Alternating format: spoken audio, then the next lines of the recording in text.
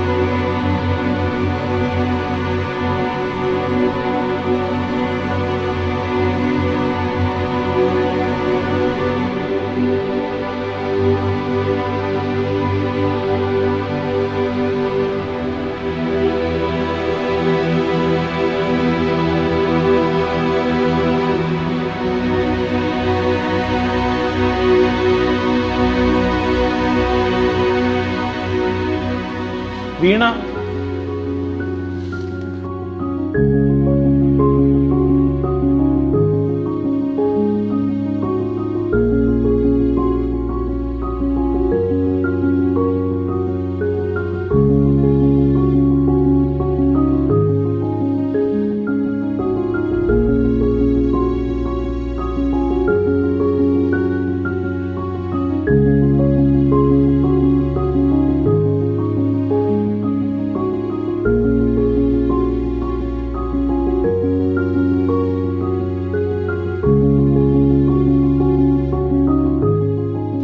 മനസ്സിലെല്ലാം ഉണ്ടായിരുന്നു, പക്ഷെ എനിക്കൊന്നും പറയാൻ പറ്റിയില്ല. എടാ നമ്മുടെ ചുറ്റുമുള്ള കാര്യങ്ങളെക്കുറിച്ചൊക്കെ ഈ സോഷ്യൽ മീഡിയ പ്ലാറ്റ്ഫോമിൽ നിന്നൊക്കെ കിട്ടും. പക്ഷെ നമ്മൾ അതിൻ്റെ കൂടെ പത്രങ്ങളും ആനുകാലികങ്ങളും ഒക്കെ വായിക്കണം. എടാ നീ പറയുന്ന 500 ബുക്കുകൾ ഞാനും വായിച്ചിട്ടുണ്ട്. പക്ഷെ ഞാനതൊക്കെ നേരിട്ടാണ് വായിച്ചത്. പിന്നെ അവർ ചോദിച്ചതെന്ന് പറഞ്ഞാൽ ഇതിൻ്റെ ആശയത്തെക്കുറിച്ചാണ്. അവരെ നമുക്കത് പറഞ്ഞ് മനസ്സിലാക്കണമെങ്കിൽ അതിനുള്ള ഏക വഴിയെന്ന് പറയുന്നത് വായനയാണ്. ശരി.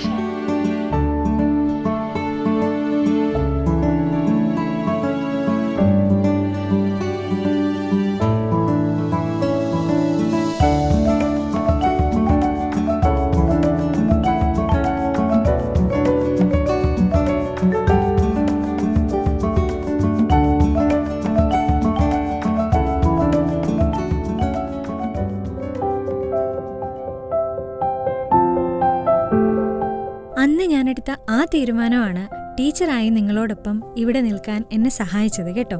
ഇന്നത്തെ കാലത്ത് പുസ്തകങ്ങൾ വായിക്കാൻ നമുക്ക് ഒരുപാട് സോഴ്സുകളുണ്ട്. ഓഡിയോ ബുക്കുകളും ഓൺലൈൻ ജേർണലുകളും ഒക്കെ നമുക്ക് അവൈലബിൾ ആണ്. നമ്മുടെ ഈ തിരക്ക് പിടിച്ച ജീവിതത്തിൽ അത് നമുക്ക് വലിയൊരു സഹായം തന്നെയാണ് കേട്ടോ. എന്നാലും നമുക്ക് പറ്റുന്ന സമയത്തൊക്കെ പുസ്തകങ്ങൾ വായിക്കാനും കൂടി നമ്മൾ സമയം കണ്ടെത്തണം.